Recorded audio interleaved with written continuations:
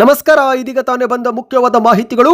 ಇಂದಿನಿಂದಲೇ ಕರ್ನಾಟಕ ಸೇರಿ 5 ರಾಜ್ಯಗಳಲ್ಲಿ SIR ಆರಂಭ. ಈ ಕೆಲಸ ಮಾಡದಿದ್ರೆ ಸರ್ಕಾರಿ ಸೌಲಭ್ಯಗಳು ಗ್ಯಾರಂಟಿಗಳು ಕಟ್ ಆಗುತ್ತೆ ಎಂದು ಮುಖ್ಯಮಂತ್ರಿ DK ಶಿವಕುಮಾರ್ ಅವರ ಖಡಕ್ ಎಚ್ಚರಿಕೆ. ಮತದಾರರಿಗೆ ಗುಡ್ ನ್ಯೂಸ್ ಕೊಟ್ಟ ಮುಖ್ಯಮಂತ್ರಿ DK ಶಿವಕುಮಾರ್ ಅವರು SIR ಪ್ರಕ್ರಿಯೆ ಸುಲಭಗೊಳಿಸಲು ಸರ್ಕಾರದಿಂದ ಮಾಸ್ಟರ್ ಪ್ಲಾನ್ ಏನಿದು ಮಾಹಿತಿ ನೋಡೋಣ. ಇನ್ನು ಗೃಹಲಕ್ಷ್ಮಿ ಯೋಜನೆ ಫಲಾನುಭವಿಗಳಿಗೆ ಮತ್ತೊಂದು ಮುಖ್ಯವಾದ ಸೂಚನೆ. ಮುಖ್ಯಮಂತ್ರಿ DK ಶಿವಕುಮಾರ್ ಅವರು ಸಭೆಯಲ್ಲಿ ಈ ಒಂದು ಕಾರ್ಡ್ ಇದ್ದವರಿಗೆ ಮಾತ್ರ 2,000 ರೂಪಾಯಿ ಕೊಡ್ತೀವಿ ಎಂದಿದ್ದಾರೆ. ಯಾವುದು ಅದು ಕಾರ್ಡು, ಯಾರಿಗೆ 2,000 ರೂಪಾಯಿ ಜಮಾ ಆಗುತ್ತೆ, ಎಲ್ಲ ಮಾಹಿತಿ ನೋಡೋಣ. ಮತ್ತೊಂದಡಿಯಲ್ಲಿ ಬಂಗಾರ ಪ್ರಿಯರಿಗೆ ಮತ್ತೊಂದು ಸಿಹಿ ಸುದ್ದಿ. ಭರ್ಜರಿ ಕುಸಿತ ಕಂಡ ಬಂಗಾರ. ನೀವು ಕೂಡ ಚಿನ್ನ ಖರೀದಿ ಮಾಡೋ ಪ್ಲಾನ್ ಹಾಕಿಕೊಂಡಿದ್ರೆ ಇದೊಂದು ಉತ್ತಮ ಸಮಯ. ಮತ್ತೊಂದಡಿಯಲ್ಲಿ SIR ಇಂದಿನಿಂದಲೇ ಶುರುವಾಗಿದ್ದು ಅರ್ಜಿ ಸಲ್ಲಿಕೆ ಮಾಡದಿದ್ರೆ ನಿಮ್ಮ ಮನೆಗೂ ಬೀಳುತ್ತೆ ಈ ಒಂದು ಸ್ಟಿಕ್ಕರು. ಅಧಿಕಾರಿಗಳಿಗೆ ಮಾಹಿತಿ ನೀವು ಕೊಡ್ಲೇಬೇಕು. ಯಾವೆಲ್ಲ ದಾಖಲೆಗಳು ಬೇಕಾಗುತ್ತೆ, ಅರ್ಜಿ ಹೇಗೆ ಸಲ್ಲಿಕೆ ಮಾಡಬೇಕು, 3 ಬಾರಿ ಅಧಿಕಾರಿಗಳು ಮನೆ ಬಾಗಿಲಿಗೆ ಬಂದಾಗ ನೀವು ಇಲ್ಲದಿದ್ರೆ ಏನು ಮಾಡಬೇಕು, ಈ ಎಲ್ಲ ಮಾಹಿತಿ ಡೀಟೇಲ್ ಆಗಿ ನೋಡೋಣ. ಹಾಗಾಗಿ ವಿಡಿಯೋನ ಸ್ವಲ್ಪ ಸ್ಕಿಪ್ ಮಾಡಬೇಡಿ. ವಿಡಿಯೋ ಶುರು ಮಾಡೋಕ್ಕೂ ಮೊದಲು ನೀವು ನಮ್ಮ ಚಾನಲ್ಗೆ ಮೊದಲು ಬಾರಿ ಭೇಟಿ ಕೊಡ್ತಾ ಇದ್ರೆ ದಯವಿಟ್ಟು ಸಬ್ಸ್ಕ್ರೈಬ್ ಆಗಿ, ಪಕ್ಕದಲ್ಲಿ ಕಾಣಿಸೋ ಗಂಟೆ ಕೂಡ ಒತ್ತಿದ್ರೆ ನಾವು ಹಾಕುವ ದಿನದ ಮುಖ್ಯವಾದ ಮಾಹಿತಿಗಳು ನಿಮಗೆ ಸಿಗುತ್ತವೆ. ವಿಡಿಯೋಗೆ ಲೈಕ್ ಮಾಡಿ ಮತ್ತು ವಿಡಿಯೋ ಪೂರ್ತಿಯಾಗಿ ನೋಡಿ. ಬನ್ನಿ ಸ್ನೇಹಿತರೆ, ಎಲ್ಲ ಮಾಹಿತಿಗಳನ್ನ ಡೀಟೇಲ್ ಆಗಿ ನೋಡೋಣ. ಇಂದಿನಿಂದಲೇ ಕರ್ನಾಟಕ ಸೇರಿದಂತೆ ದೇಶದ 5 ಪ್ರಮುಖ ರಾಜ್ಯಗಳಲ್ಲಿ ಮತದಾರರ ಪಟ್ಟಿಯ ವಿಶೇಷ ಸಮಗ್ರ ಪರಿಷ್ಕರಣೆ ಪ್ರಕ್ರಿಯೆ ಶುರುವಾಗಿದೆ. ಹೌದು ಗೆಳೆಯರೆ, SIR ಪ್ರಕ್ರಿಯೆಗೆ ಇಂದಿನಿಂದಲೇ ಚಾಲನೆ ಸಿಕ್ಕಿದ್ದು ಮೊದಲ ಹಂತದಲ್ಲಿ ಬೆಂಗಳೂರಲ್ಲಿ ಅಧಿಕಾರಿಗಳು ಮನೆ ಮನೆಗೆ ಭೇಟಿ ಕೊಟ್ಟು ಮಾಹಿತಿ ಪಡೆದುಕೊಳ್ಳಲಿದ್ದಾರೆ. ಹೌದು, ಕರ್ನಾಟಕ ಜೊತೆಗೆ ಮಹಾರಾಷ್ಟ್ರ, ಜಾರ್ಖಂಡ್, ದೆಹಲಿ ಮತ್ತು ಮೇಘಾಲಯ ರಾಜ್ಯಗಳಲ್ಲಿ ಏಕಕಾಲಕ್ಕೆ BLOಗಳಿಂದ ಮನೆ ಮನೆ ಸಮೀಕ್ಷೆ ಕಾರ್ಯ ಆರಂಭವಾಗಿದೆ. ಸ್ನೇಹಿತರೆ, ಸದ್ಯ ಪರಿಷ್ಕರಣೆಗೆ ಒಳಪಡುತ್ತಿರುವ ಈ 5 ರಾಜ್ಯಗಳಲ್ಲಿ ಒಟ್ಟು 19 ಕೋಟಿಗೂ ಅಧಿಕ ಮತದಾರರಿದ್ದು ಈ ಎಲ್ಲ ಮತದಾರರ ಮಾಹಿತಿಯನ್ನು BLO ಅಧಿಕಾರಿಗಳು ಪಡೆದುಕೊಳ್ಳಲಿದ್ದಾರೆ. ಹೌದು, ಯಾಕಂದ್ರೆ ಸ್ನೇಹಿತರೆ, ಇವತ್ತು ಗೃಹಲಕ್ಷ್ಮಿ ಯೋಜನೆ ಹಣ ಯಾವ ರೀತಿ ಮೃತಪಟ್ಟವರ ಬ್ಯಾಂಕ್ ಖಾತೆಗೂ ಜಮೆ ಆಗುತ್ತಿದೆಯೋ ಅದೇ ರೀತಿ ಚುನಾವಣಾ ಸಮಯದಲ್ಲಿ ಮೃತಪಟ್ಟವರ ಹೆಸರಲ್ಲೂ ಕೂಡ ಮತಗಳು ಬರುತ್ತಿದ್ದು, ಹಾಗಾಗಿ ಕೇಂದ್ರ ಸರ್ಕಾರ ದೋಷ ಮುಕ್ತ ಅಂತಿಮ ಮತದಾರರ ಪಟ್ಟಿ ಪ್ರಕಟಿಸಲು ಈ ಒಂದು ಸಮೀಕ್ಷೆ ಕಾರ್ಯ ಶುರು ಮಾಡಿದೆ. ಜೂನ್ 30ರಿಂದ ಆರಂಭವಾಗುವ ಈ ಒಂದು ಮನೆ ಮನೆ ಪರಿಶೀಲನೆ ಕಾರ್ಯ ಜುಲೈ 29ರಂದು ಮುಕ್ತಾಯಗೊಳ್ಳಲಿದೆ. ಈ ಒಂದು ಸಮೀಕ್ಷೆ ಬಳಿಕ ಸ್ನೇಹಿತರೆ, ಒಂದು ಕರಡು ಮತದಾರರ ಪಟ್ಟಿಯು ಕೂಡ ಆಗಸ್ಟ್ 5ರಂದು ಸಾರ್ವಜನಿಕರಿಗಾಗಿ ಬಿಡುಗಡೆ ಆಗುತ್ತೆ. ಅದರಲ್ಲಿ ನಿಮ್ಮ ಹೆಸರು ಸರಿಯಾಗಿದೆಯೋ ಅಥವಾ ಹೆಸರು ಸೇರ್ಪಡೆ, ತಿದ್ದುಪಡಿ ಅಥವಾ ಹೆಸರು ಕೈಬಿಡುವ ಕುರಿತಂತೆ ಯಾವುದಾದ್ರೂ ಆಕ್ಷೇಪಣೆಗಳಿದ್ರೆ ಆಗ ಆಗಸ್ಟ್ 5ರೊಳಗೆ ನೀವು ಮತ್ತೊಂದು ಬಾರಿ ಅರ್ಜಿಯನ್ನು ಹಾಕಬೇಕಾಗುತ್ತೆ. ಒಟ್ಟಿನಲ್ಲಿ ಕೊನೆಯದಾಗಿ ಅಕ್ಟೋಬರ್ 10ರಂದು ದೋಷ ಮುಕ್ತ ಅಂತಿಮ ಮತದಾರರ ಪಟ್ಟಿ ಕೇಂದ್ರ ಸರ್ಕಾರ ಪ್ರಕಟಿಸುತ್ತೆ. ಅದರಲ್ಲಿ ನಿಮ್ಮ ಹೆಸರು ಇಲ್ಲವಾದಲ್ಲಿ ಆಗ ನೀವು ಮತದಾನದ ಹಕ್ಕು ಕಳೆದುಕೊಳ್ಳಬೇಕಾಗುತ್ತೆ. ಇದರ ಜೊತೆಗೆ ಕಾಂಗ್ರೆಸ್ನ ಗ್ಯಾರಂಟಿ ಯೋಜನೆಗಳು ಮತ್ತು ಕೇಂದ್ರದ ಯೋಜನೆಗಳು ಕೂಡ ನಿಮಗೆ ಇನ್ನು ಮುಂದೆ ಸಿಗೋದಿಲ್ಲ ಸ್ನೇಹಿತರೆ. ಹಾಗಾಗಿ ಪ್ರತಿಯೊಬ್ಬರು SIR ಪ್ರಕ್ರಿಯೆಯಲ್ಲಿ ಭಾಗವಹಿಸಬೇಕು ಎಂದು ಹೇಳಲಾಗಿದೆ. ಸ್ವತಃ ರಾಜ್ಯದ ಮುಖ್ಯಮಂತ್ರಿ DK ಶಿವಕುಮಾರ್ ಅವರು ಕರ್ನಾಟಕದ ಜನತೆಗೆ ಈ ಒಂದು ಎಚ್ಚರಿಕೆ ಕೊಟ್ಟಿದ್ದಾರೆ. ಹೌದು, ಪಂಚ ಗ್ಯಾರಂಟಿ ಯೋಜನೆಗಳು ಈಗಾಗಲೇ ರಾಜ್ಯದಲ್ಲಿ ಜಾರಿಗೆ ಆಗಿದ್ದು ಇನ್ನು ಮುಂದೆ ಈ ಕೆಲಸ ಮಾಡದಿದ್ರೆ ಕಾಂಗ್ರೆಸ್ನ ಗ್ಯಾರಂಟಿ ಜೊತೆಗೆ ಎಲ್ಲ ಯೋಜನೆ ಲಾಭ ಬಂದ್ ಆಗುತ್ತೆ ಎಂದು DK ಶಿವಕುಮಾರ್ ಅವರು ಎಚ್ಚರಿಕೆ ನೀಡಿದ್ದಾರೆ. ವಿಧಾನಸೌಧದಲ್ಲಿ ಸುದ್ದಿಗೋಷ್ಠಿ ನಡೆಸಿ ಮಾತನಾಡಿದಂತ DK ಶಿವಕುಮಾರ್ ಅವರು ಮತದಾನದ ಹಕ್ಕು ಕಳೆದುಕೊಳ್ಳುವವರು ಮುಂದೆ ಸರ್ಕಾರದ ಸೌಲಭ್ಯಗಳು ಕೂಡ ಕಳೆದುಕೊಳ್ಳಬೇಕಾಗುತ್ತೆ. ಈಗಾಗಲೇ ಪಶ್ಚಿಮ ಬಂಗಾಳದಲ್ಲಿ ಪಡಿತರ ಹಂಚಿಕೆಯಲ್ಲಿ ಮತದಾರರಿಗೆ ಮಾತ್ರ ಪಡಿತರ ಮತ್ತು ಯೋಜನೆ ನೀಡಲಾಗುತ್ತಿದೆ. ಇದೇ ರೀತಿ ಕರ್ನಾಟಕ ಸೇರಿದಂತೆ ಬೇರೆ ರಾಜ್ಯಗಳಲ್ಲೂ ಕೂಡ ಜಾರಿಗೆ ಆಗಬೇಕು ಎಂದು ಕೇಂದ್ರ ಸರ್ಕಾರ ಆದೇಶ ಹೊರಡಿಸಿದೆ. ಹಾಗಾಗಿ ನೀವು ಮುಂದಿನ ದಿನಗಳಲ್ಲಿ ಮತದಾನದ ಹಕ್ಕು ಉಳಿಸಿಕೊಳ್ಳದಿದ್ರೆ ಗ್ಯಾರಂಟಿ ಯೋಜನೆಗಳು ಸೇರಿದಂತೆ ಪಿಂಚಣಿ ಹಾಗೂ ರಾಜ್ಯ ಸರ್ಕಾರದ ಎಲ್ಲಾ ಯೋಜನೆ ಪಡೆಯಲು ತೊಂದರೆ ಎದುರಿಸಬೇಕಾಗುತ್ತೆ ಎಂದು DK ಶಿವಕುಮಾರ್ ಅವರು ಎಚ್ಚರಿಕೆ ಕೊಟ್ಟಿದ್ದಾರೆ. 18 ವರ್ಷ ತುಂಬಿರುವವರು ಚುನಾವಣಾ ಆಯೋಗದ ನಮೂನೆ 6 ಎಂಬ ಫಾರಂ ಅನ್ನ ಭರ್ತಿ ಮಾಡಿ ಅದಕ್ಕೆ ವಯೋಮಿತಿ ದೃಢೀಕರಣ ಪತ್ರ ಜೊತೆಗೆ ತುಂಬುವ ಮೂಲಕ ಮತದಾನದ ಹಕ್ಕು ಪಡೆದುಕೊಳ್ಳಬಹುದು ಎಂದು DK ಶಿವಕುಮಾರ್ ಅವರು ಹೇಳಿಕೆ ಕೊಟ್ಟಿದ್ದಾರೆ. ಸ್ನೇಹಿತರೆ, ಶೀಘ್ರದಲ್ಲೇ BLOಗಳು ನಿಮ್ಮ ಮನೆ ಬಾಗಿಲಿಗೆ ಬಂದು ಅರ್ಜಿ ನೀಡಲಿದ್ದಾರೆ. 30 ದಿನದ ಒಳಗೆ ಆ ಒಂದು ಅರ್ಜಿಯನ್ನು ತುಂಬಿ ಅಗತ್ಯ ದಾಖಲೆಗಳೊಂದಿಗೆ ಮತ್ತೊಮ್ಮೆ ಸಲ್ಲಿಕೆ ಮಾಡಬೇಕು. ಇದು ಪ್ರತಿ ಮತದಾರರ ಕರ್ತವ್ಯವಾಗಿದೆ. ಅರ್ಜಿ ಸಲ್ಲಿಕೆ ಮಾಡದಿದ್ರೆ ಮತದಾನದ ಹಕ್ಕು ಕಳೆದುಕೊಳ್ಳುತ್ತೀರಿ. ಇನ್ನು ಮತ ಹಕ್ಕು ಇಲ್ಲವೆಂದ್ರೆ ಗ್ಯಾರಂಟಿಗಳು ಕೂಡ ಸಿಗೋದಿಲ್ಲ ಎಂದು DK ಶಿವಕುಮಾರ್ ಅವರು ಹೇಳಿದ್ದಾರೆ. ಈ ಬಗ್ಗೆ ಇನ್ನಷ್ಟು ಮಾಹಿತಿ ನೋಡೋಣ ಸ್ನೇಹಿತರೆ. ಇದೀಗ ಗೃಹಲಕ್ಷ್ಮಿ ಯೋಜನೆ ಫಲಾನುಭವಿಗಳಿಗೆ ಒಂದು ಮುಖ್ಯವಾದ ಸೂಚನೆ.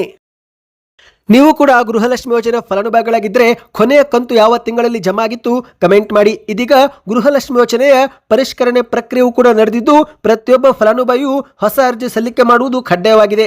ಸ್ವತಃ ಮುಖ್ಯಮಂತ್ರಿ DK ಶಿವಕುಮಾರ್ ಅವರು ಇವತ್ತು ಮಾಧ್ಯಮಗಳ ಮುಂದೆ ಈ ಒಂದು ಹೇಳಿಕೆ ಕೊಟ್ಟಿದ್ದಾರೆ. ಹೌದು ಗೆಳೆಯರೆ, ಗೃಹಲಕ್ಷ್ಮಿ ಅರ್ಜಿ ಆಹ್ವಾನ ಕುರಿತಂತೆ ಬಿಗ್ ಅಪ್ಡೇಟ್ ಬಂದಿದೆ. DK ಶಿವಕುಮಾರ್ ಅವರು ಈ ಬಗ್ಗೆ ಮಾತನಾಡಿದ್ದು 2 ದಿನಗಳಲ್ಲಿ ಹೊಸ ಅರ್ಜಿ ಸಲ್ಲಿಕೆಗೆ ಅವಕಾಶ ನೀಡುತ್ತೇವೆ ಎಂದು DK ಶಿವಕುಮಾರ್ ಅವರು ಹೇಳಿದ್ದಾರೆ. ಆದಾಯ ತೆರಿಗೆ ಕಟ್ಟುತ್ತಿರುವರು, ಮೃತಪಟ್ಟವರು, ನಕಲಿ ದಾಖಲೆಗಳನ್ನು ನೀಡಿ ಒಂದೇ ಕುಟುಂಬದಿಂದ 4-5 ಗೃಹಲಕ್ಷ್ಮಿ ಯೋಜನೆ ಲಾಭ ಪಡೆದುಕೊಳ್ಳುತ್ತಿರುವರು ನಮಗೆ ದೂರು ಬಂದಿದೆ. ಹೀಗಾಗಿ ಗೃಹಲಕ್ಷ್ಮಿ ಯೋಜನೆ ಪರಿಷ್ಕರಣೆ ಮಾಡುತ್ತಿದ್ದೇವೆ. ಇದೀಗ ಗೃಹಲಕ್ಷ್ಮಿಯರು ಮತದಾರರ ಗುರುತಿನ ಚೀಟಿಯನ್ನು ಕೂಡ ಕಡ್ಡಾಯವಾಗಿ ಸಲ್ಲಿಕೆ ಮಾಡಬೇಕು.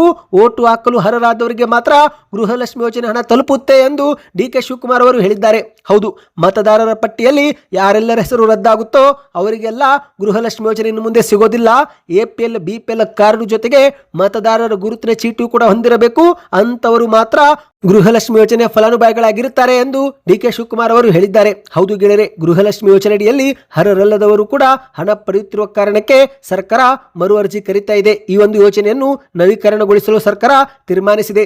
ಗೃಹಲಕ್ಷ್ಮಿ, ಗೃಹಜ್ಯೋತಿ ಸೇರಿ ಪಂಚ ಗ್ಯಾರಂಟಿ ಯೋಜನೆಗಳು ಹಾಗೂ ವೃದ್ಧಾಪ್ಯ ವೇತನ, ವಿಧವಾ ವೇತನ ಸೇರಿ ಪಿಂಚಣಿ ಪಡೆದುಕೊಳ್ಳುತ್ತಿರುವ ಪಟ್ಟಿಯು ಕೂಡ ಪರಿಶೀಲನೆ ಮಾಡಲಾಗುತ್ತಿದೆ. ಇದೀಗ ಮೊದಲ ಹಂತದಲ್ಲಿ ಗೃಹಲಕ್ಷ್ಮಿ ಯೋಜನೆಯ ಪಟ್ಟಿ ಪರಿಷ್ಕರಿಸಲಾಗುತ್ತಿದ್ದು 2 ದಿನಗಳಲ್ಲಿ ಅರ್ಜಿ ಸಲ್ಲಿಕೆ ಆರಂಭವಾಗಲಿದೆ ಎಂದು ಡಿ.ಕೆ. ಶಿವಕುಮಾರ್ ಅವರು ಹೇಳಿದ್ದಾರೆ. ಸ್ನೇಹಿತರೆ, ನೀವು ಕೂಡ ಗೃಹಲಕ್ಷ್ಮಿ ಯೋಜನೆ ಫಲಾನುಭವಿಗಳಾಗಿದ್ದರೆ ನಿಮ್ಮ ಬ್ಯಾಂಕ್ ಖಾತೆಗೆ ಕೊನೆಯ ಕಂತು ಯಾವ ತಿಂಗಳಲ್ಲಿ ಬಂದಿತ್ತು ಕಮೆಂಟ್ ಮಾಡಿ. ಬನ್ನಿ ಗೆಳೆಯರೆ, ಮತ್ತೊಂದು ಮಾಹಿತಿಗೆ ಹೋಗೋಣ. ಸತತವಾದ ಏರಿಕೆ ಕಂಡಿದ್ದಂತ ಬಂಗಾರ ಭರ್ಜರಿಯಾಗಿ ಕುಸಿತ ಕಾಣ್ತಾ ಇದೆ. ಹೌದು, ಬಂಗಾರ ಕುಸಿದ್ರೆ ಖರೀದಿ ಮಾಡಿದ್ರೆ ಆಯ್ತು ಎಂದು ಕಾದು ಕುಳಿತವರಿಗೆ ಆ ಒಂದು ಸಮಯ ಈಗ ಬಂದಿದೆ. ಹೌದು ಗೆಳೆಯರೆ, ಆಷಾಢ ಮಾಸದ ಮೊದಲ ದಿನದಂದೇ ಚಿನ್ನದ ಬೆಲೆ ಭರ್ಜರಿ ಇಳಿಕೆ ಆಗಿದೆ. 22 ಮತ್ತು 24 ಕ್ಯಾರೆಟ್ ಬಂಗಾರ ಮತ್ತೊಮ್ಮೆ ಕುಸಿತ ಕಂಡಿದೆ. ಹೌದು, ಇಂದಿನಿಂದಲೇ ಆಷಾಢ ಮಾಸ ಆರಂಭವಾಗಿದೆ. ಮೊದಲ ದಿನವೇ ಚಿನ್ನ ಕಡಿಮೆ ಆಗಿದ್ದು ಚಿನ್ನಾಭರಣ ಪ್ರಿಯರಲ್ಲಿ ಸಂತೋಷ ತಂದಿದೆ. ಹೌದು, ಇದೀಗ 1 ಗ್ರಾಂ ಬಂಗಾರದ ಬೆಲೆ 14,000 ರೂಪಾಯಿ ಆಗಿದೆ. ಸ್ನೇಹಿತರೆ, ಇದು ಜೂನ್ 30ರ ಮಾರುಕಟ್ಟೆ ಆಗಿದೆ. ಹೌದು, ನಿನ್ನೆಗೆ ಹೋಲಿಕೆ ಮಾಡಿದ್ರೆ ಮತ್ತೆ 180 ರೂಪಾಯಿ ಇಳಿಕೆ ಆಗಿದೆ. ಈ ಮೂಲಕ 10 ಗ್ರಾಂ 24 ಕ್ಯಾರೆಟ್ ಅಪರಂಜಿ ಬಂಗಾರ 1,40,000 ರೂಪಾಯಿ ಎಂದು ದಾಖಲಾಗಿದೆ. ಅದೇ ರೀತಿ 22 ಕ್ಯಾರೆಟ್ ಆಭರಣ 1,28,450 ರೂಪಾಯಿ. ಸ್ನೇಹಿತರೆ, ಅಂದ್ರೆ 1 ಗ್ರಾಂ 22 ಕ್ಯಾರೆಟ್ 12,845 ರೂಪಾಯಿ ಆಗಿದೆ. ಬೆಳ್ಳಿ ಬೆಲೆಯೂ ಕೂಡ ಪ್ರತಿ ಗ್ರಾಂನಲ್ಲಿ 5 ರೂಪಾಯಿ ಇಳಿಕೆಯಾಗಿದ್ದು ಈ ಮೂಲಕ 1 ಗ್ರಾಂಗೆ 235 ರೂಪಾಯಿ, ಅಂದ್ರೆ 10 ಗ್ರಾಂಗೆ 2,350 ರೂಪಾಯಿ. 100 ಗ್ರಾಂ ಬೆಳ್ಳಿ 23,500 ರೂಪಾಯಿ. 1 ಕೆಜಿ ಬೆಳ್ಳಿ 2,35,000 ರೂಪಾಯಿಗೆ ಮಾರಾಟವಾಗಿದೆ. ಇನ್ನು ಬಂಗಾರ ಇನ್ನೂ ಕುಸಿಯುತ್ತಾ ಅಥವಾ ಏರಿಕೆ ಆಗುತ್ತೆ ಎನ್ನುವ ಪ್ರಶ್ನೆ ಇದ್ದು ಮಾರುಕಟ್ಟೆ ಪ್ರಕಾರ ನೋಡುವುದಾದರೆ ಸ್ನೇಹಿತರೆ, ಇನ್ನೂ ಬಂಗಾರ ಕುಸಿಯುವ ಲಕ್ಷಣವೇ. ಯಾಕಂದ್ರೆ ಏಕಾಏಕಿ ದೊಡ್ಡ ಮಟ್ಟದಲ್ಲಿ ಚಿನ್ನ ಕುಸಿಯುತ್ತಿರುವ ಕಾರಣ ಈ ಒಂದು ಹಿಂದೆ ಖರೀದಿ ಮಾಡಿದವರು ಈಗ ಬಂಗಾರವನ್ನ ಮಾರಾಟ ಮಾಡ್ತಿದ್ದಾರೆ. ಹೌದು, ಇನ್ನು ಎಲ್ಲಿ ಕುಸಿತವಾಗುತ್ತೆ ಎಂಬ ಕಾರಣಕ್ಕೆ ಪ್ರಾಫಿಟ್ ಬುಕ್ಕಿಂಗ್ ನಡೀತಾ ಇದ್ದು ಅಂತಾರಾಷ್ಟ್ರೀಯ ಮಾರುಕಟ್ಟೆಯಲ್ಲೇ ಚಿನ್ನ ಇಳಿಕೆಯತ್ತ ಸಾಗಿದೆ. ಹಾಗಾಗಿ ಆರ್ಥಿಕ ತಜ್ಞರು ಕೂಡ ಇನ್ನೂ ಸ್ವಲ್ಪ ಚಿನ್ನ ಕುಸಿಯಬಹುದು ಎಂದು ಹೇಳಿದ್ದಾರೆ ಸ್ನೇಹಿತರೆ. ಆದರೆ ಇದು ದೀರ್ಘಕಾಲ ಇರೋದಿಲ್ಲ, ಮತ್ತೊಮ್ಮೆ ಚಿನ್ನ ಏರಿಕೆ ಕಾಣುತ್ತೆ ಎಂದು ಕೂಡ ಹೇಳಲಾಗಿದೆ. ಹಾಗಾಗಿ ಕುಸಿದಾಗೊಮ್ಮೆ ಚಿನ್ನ ಖರೀದಿ ಮಾಡುವುದು ಬೆಸ್ಟ್ ಎಂದು ಚಿನ್ನ ತಜ್ಞರು ಸಲಹೆ ಕೊಟ್ಟಿದ್ದಾರೆ. ಬನ್ನಿ ಗೆಳೆಯರೆ, ಮತ್ತೊಂದು ಮಾಹಿತಿಗೆ ಹೋಗೋಣ. ಈ ಮೊದಲೇ ಹೇಳಿದಂತೆ ಕರ್ನಾಟಕದಲ್ಲಿ ಈಗ ಮತದಾರರ ಪಟ್ಟಿಯ ವಿಶೇಷ ಸಮಗ್ರ ಪರಿಷ್ಕರಣೆ ಇಂದಿನಿಂದಲೇ ಆರಂಭವಾಗಿದೆ. ಹೌದು, BLO ಅಧಿಕಾರಿಗಳು ಜುಲೈ 29ರವರೆಗೆ ಕರ್ನಾಟಕದ ಪ್ರತಿ ಮನೆಗೆ ಭೇಟಿ ಕೊಟ್ಟು ಮತಪಟ್ಟಿ ಪರಿಷ್ಕರಣೆಯ ಫಾರ್ಮ್ ಅನ್ನು ನೀಡಲಿದ್ದಾರೆ. ಆ ಒಂದು ಫಾರ್ಮ್ ಅನ್ನು ನೀವು ತುಂಬಿ ಮತ್ತೊಮ್ಮೆ ಅಧಿಕಾರಿಗಳಿಗೆ ಒಪ್ಪಿಸಬೇಕು. ಹೌದು, ಮತದಾರರು ಫಾರ್ಮ್ ಭರ್ತಿ ಮಾಡಿ ಸಹಿ ಮಾಡಿ BLOಗಳಿಗೆ ಮರಳಿ ನೀಡಬೇಕು. ಇದಕ್ಕಾಗಿಯೇ 1 ತಿಂಗಳು ಕಾಲ ಅವಕಾಶ ಇರುತ್ತೆ ಸ್ನೇಹಿತರೆ. ಇನ್ನು ಈ ಒಂದು ಮನೆ ಭೇಟಿ ಪ್ರಕ್ರಿಯೆ ಜೂನ್ 30ರಿಂದ ಆರಂಭವಾಗಿ ಜುಲೈ 29ರವರೆಗೆ ಇರಲಿದೆ. 3 ಬಾರಿ ಅಧಿಕಾರಿಗಳು ಮನೆಗೆ ಭೇಟಿ ಕೊಡಲಿದ್ದಾರೆ. ಒಂದೊಮ್ಮೆ ಆ ಸಮಯದಲ್ಲಿ ನೀವು ಮನೆಯಲ್ಲಿ ಇಲ್ಲವಾದಲ್ಲಿ ಆಗ ನೀವೇ ಒಂದು ಸ್ವತಃ ಅಧಿಕಾರಿಗಳನ್ನ ಭೇಟಿ ಮಾಡಿ ಫಾರ್ಮ್ ಅನ್ನ ಪಡೆದುಕೊಂಡು ಭರ್ತಿ ಮಾಡಿ ಮರಳಿ ಕೊಡಬಹುದು ಸ್ನೇಹಿತರೆ. ಅಥವಾ ಆನ್ಲೈನ್ ಮುಖಾಂತರವೂ ಕೂಡ ಈ ಒಂದು ಫಾರ್ಮ್ ಅನ್ನ ಪಡೆದುಕೊಳ್ಳಬಹುದು. ಆ ಬಗ್ಗೆಯೂ ಕೂಡ ಮಾಹಿತಿ ಶೀಘ್ರವೇ ತಂದು ಕೊಡುತ್ತೇವೆ. ಇನ್ನು ನಿಮ್ಮ ಮನೆಯಲ್ಲಿ ಹೊಸದಾಗಿ ಮತದಾರರ ನೋಂದಣಿ ಆಗಬೇಕಾಗಿದ್ರೆ ನಮೂನೆ 6 ಫಾರ್ಮ್ ಅನ್ನ ಪಡೆದುಕೊಳ್ಳಬೇಕು. ಒಂದೊಮ್ಮೆ ಹೆಸರು ತೆಗೆಯುವುದು ಇದ್ರೆ ಆಗ ನಮೂನೆ 7 ಫಾರ್ಮ್ ಅನ್ನ ಭರ್ತಿ ಮಾಡಬೇಕು. ಇನ್ನು ನಿವಾಸ ಸ್ಥಳ ಬದಲಾವಣೆ ಆಗಿದ್ರೆ ಅಥವಾ ಏನಾದರೂ ವಿಳಾಸದಲ್ಲಿ ತಿದ್ದುಪಡಿ ಮಾಡುವುದಿದ್ರೆ ನಮೂನೆ 8 ಫಾರ್ಮ್ ಅನ್ನ ಪಡೆದುಕೊಂಡು ಭರ್ತಿ ಮಾಡಬೇಕಾಗುತ್ತೆ. ಅಂದಹಾಗೆ ಸ್ನೇಹಿತರೆ, ಕೆಲ ದಾಖಲೆಗಳನ್ನು ಕೂಡ ಸಲ್ಲಿಕೆ ಮಾಡಬೇಕಾಗುತ್ತೆ. ಹೌದು, ಜನನ ಪ್ರಮಾಣ ಪತ್ರ, ಪಾಸ್ಪೋರ್ಟ್ ಇದ್ರೆ ಅದು ಕೊಡಬಹುದು. SSLC ಅಂಕಪಟ್ಟಿ, ಅರಣ್ಯ ಹಕ್ಕುಗಳ ಪ್ರಮಾಣ ಪತ್ರ ಇದ್ರೆ ಕೊಡಬಹುದು ಸ್ನೇಹಿತರೆ. ಇಲ್ಲವೆಂದರೂ ಕೂಡ ನಡೆಯುತ್ತೆ. ಮತ್ತು ಮುಖ್ಯವಾಗಿ ಆಧಾರ್ ಕಾರ್ಡ್ ಕೂಡ ಕೊಡಬೇಕು ಎಂದು ಹೇಳಲಾಗ್ತಾ ಇದೆ. ಒಟ್ಟಿನಲ್ಲಿ ಸ್ನೇಹಿತರೆ, ಇಂದಿನಿಂದಲೇ ಕರ್ನಾಟಕದಲ್ಲಿ ಸಮಗ್ರ ಒಂದು ಮತದಾರರ ಪಟ್ಟಿ ಪರಿಷ್ಕರಣೆ ಕಾರ್ಯ ಆರಂಭವಾಗಿದೆ. ಬೂತ್ ಮಟ್ಟದ ಅಧಿಕಾರಿಗಳು ಮನೆಗೆ ಭೇಟಿ ಕೊಟ್ಟು ಈ ಒಂದು ನಮೂನೆ ಫಾರ್ಮ್ಗಳನ್ನ ಕೊಡಲಿದ್ದಾರೆ. ಅವುಗಳನ್ನ ಭರ್ತಿ ಮಾಡಿ ಸಹಿ ಮಾಡಿ ನೀವು ಮತ್ತೆ ಅಧಿಕಾರಿಗಳಿಗೆ ಮರಳಿಸಬೇಕು. ಇನ್ನು ಮನೆಗೆ ಏನಾದರೂ ಬೀಗ ಹಾಕಿದ್ರೆ ಸ್ಟಿಕರ್ ಅಂಟಿಸಿ ಮುಂದಿನ ಭೇಟಿಯ ಮಾಹಿತಿ ಬರೆದು ಹೋಗಲಿದ್ದಾರೆ ಸ್ನೇಹಿತರೆ. 2-3 ಬಾರಿ ಹೀಗೇನೆ ಆದಾಗ ನಂತರ ನಿಮ್ಮ ಮನೆಗೆ ರೆಡ್ ಕಲರ್ ಸ್ಟಿಕರ್ ಅಂಟಿಸುತ್ತಾರೆ. ಅಂದ್ರೆ ಆ ಸಮಯದಲ್ಲಿ ಅಧಿಕಾರಿಗಳು ಮನೆಗೆ ಬಂದಿದ್ರು ಆದ್ರೆ ನೀವೇ ಇಲ್ಲ ಎಂದು ಹೇಳಲಾಗುತ್ತೆ. ನಂತರ ನೀವು ಆನ್ಲೈನ್ ಮುಖಾಂತರವೂ ಕೂಡ ಅರ್ಜಿಯನ್ನು ಸಲ್ಲಿಕೆ ಮಾಡಬಹುದು ಸ್ನೇಹಿತರೆ. ಆ ಬಗ್ಗೆಯೂ ಕೂಡ ಮಾಹಿತಿ ಶೀಘ್ರವೇ ತಂದು ಕೊಡುತ್ತೇವೆ. ಹಾಗಾಗಿ ದಯವಿಟ್ಟು ಚಾನಲ್ಗೆ ಸಬ್ಸ್ಕ್ರೈಬ್ ಮಾಡ್ಕೊಳ್ಳಿ. ಈ ಮಾಹಿತಿ ಎಲ್ಲರಿಗೂ ಶೇರ್ ಮಾಡ್ತಾ ವಿಡಿಯೋಗೆ ಲೈಕ್ ಮಾಡಿ.